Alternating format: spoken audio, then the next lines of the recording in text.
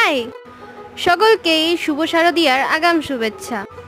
Salon যাওয়ার মতন আমার কাছে টাইম আর টাকা দুটোই না থাকার কারণে ভাবলাম কি বাড়িতে বসে কিছু করা যাক। আজ থেকে আমি স্টার্ট করতে চলেছি পুজো সিরিজ। কি বলবো আর, ভাবলাম স্নানটা করেই বসি তাহলে। আর যেই বসেছি অমনি এরা চলে এসছে।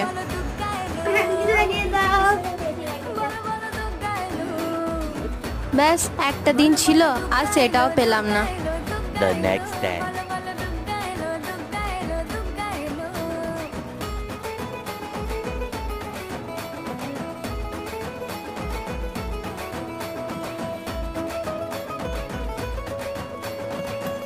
শহরের পুজো তো সবাই দেখে, চলো আজকে দেখাচ্ছি গ্রামের পুজো।